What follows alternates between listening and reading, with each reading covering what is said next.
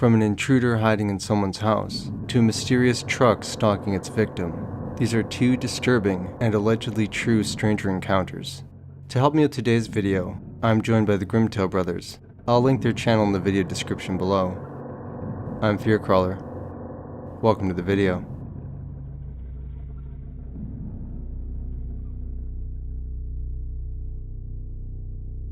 I met this girl on a phone chat line in the early 1990s.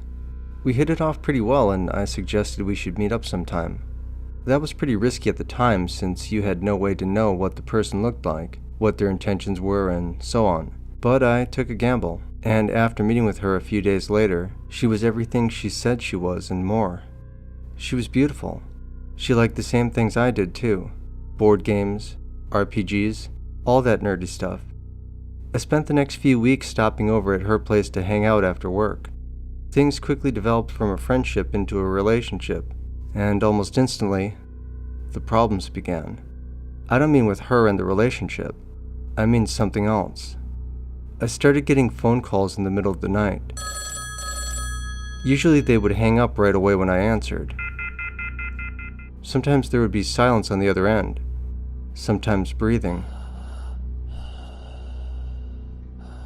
One night after I left her place, a truck pulled up behind me on the highway and turned on its brights. I thought whoever it was just trying to pass me, so I switched lanes, only for the driver to follow me over to the next lane. I tried to speed up and the truck kept matching my speed, driving mere inches from my bumper. I changed lanes again, and this time, the driver stayed in the opposite lane. I thought maybe this was just some punk kid playing a prank on me, until he pulled alongside my car and ran me off the road. I wasn't injured, but my car took some damage. I filed a police report about the incident, but there wasn't much that could be done since I never caught the plate number and could only give a vague description of the truck. A few nights later, I was sleeping in my living room when I heard the sound of glass breaking outside my house. I thought maybe someone was trying to break in, so I grabbed my hunting rifle, exited my back door, and circled around to the driveway. I didn't see anyone, but I heard and felt the distinct crunch of broken glass underneath my slippers. Someone had thrown a large garden rock through the back window of my car. The next day, after filling out a police report again, I went to talk with my new girlfriend about the experiences I'd been having the last few weeks. She didn't really say much about it, but she did seem genuinely worried. As I left her place and started walking toward my car, a truck began slowly driving past me. I figured the driver was lost after he got to the end of the street, turned around, and started driving back in my direction. I had barely gotten my key in the car door when I looked up and saw a gun barrel pointing at me from the truck's window. I immediately dropped to the ground and the truck quickly sped off. I didn't get a good look at the driver, but I did get a make, model, and color of the truck. Once again, I went to the police to file a report, but without a license plate number, they couldn't help much. They asked me if anyone I knew had any reason to try and harm me or intimidate me. I said no. A few nights later, there was a knock at my door. It was the police. They said they received a call that I had been threatening someone with a hunting rifle, and the caller described my car, my appearance, gave my address, and the type of rifle I owned. I wasn't arrested, but they did cite me for disorderly conduct. This whole situation was crazy. This was like something out of the Twilight Zone. I called my girlfriend to tell her what was happening, and she started crying. She then confessed to me that everything that had been happening the last few weeks was being done by her ex-boyfriend. He had been stalking her for a while, and when he saw me leaving her house, he began following me. She talked about how he always wore camo, carried a knife in his belt, and watched her through binoculars. The truck I described was the same color and model he drove as well. I didn't have any other evidence than that, and obviously that wasn't good enough. For both our safety, I stopped seeing her. About 6 months later, I was having breakfast in Denny's when I overheard someone at another table talking about how he used to harass this guy that was dating his ex-girlfriend. He was dressed head to toe in camo, and I could see a hunting knife clipped to his belt. I looked in the parking lot and saw that same truck from 6 months earlier that had driven past me on the street, the same truck that had driven me off the road.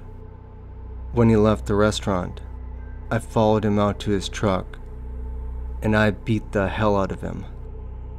You can believe this story or not. That's entirely up to you. But I lived it. I know it's true.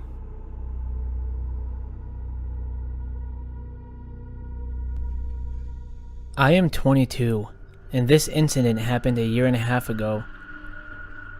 I had just moved into my first apartment and was in the process of moving in. The door that led into my apartment locks itself automatically when closed. So, I was going to the entrance of the apartment complex to get my mail while talking on the phone with my boyfriend. I returned to my apartment and sat on the bed while opening the mail while using my phone. I dropped the phone on the floor and it landed under the bed, so I had to lie on the floor and stretch for it. I saw something that caught my eye. There was someone under my bed. My eyes widened and I choked the urge to scream. The person under my bed was lying still with his hands towards me and his head to his chest, so I couldn't see his face, and he didn't see me. Trying to be rational while so many thoughts rushed through my head, I picked up the phone and said, "Sorry, I dropped my phone. I'm just gonna take a shower and I'll call you right back, okay?"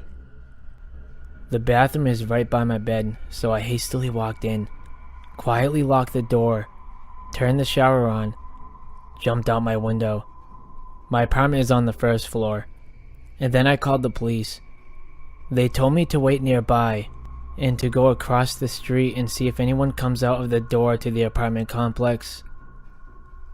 This was during summer, and it was still light out. I placed myself across the street, hiding behind a car, while watching my open bathroom window and the entry door.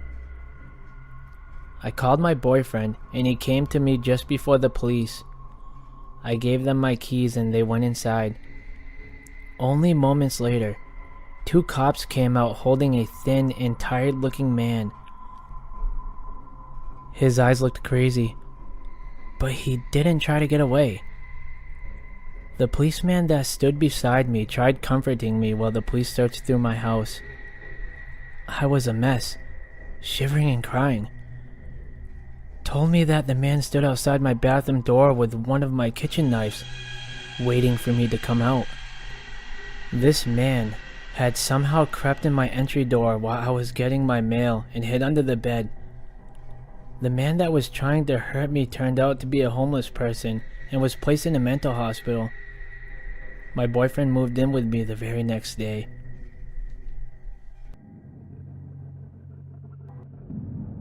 Thank you for watching. And remember, your next scary encounter with a stranger may only be a phone call away. Until next time, stay scared.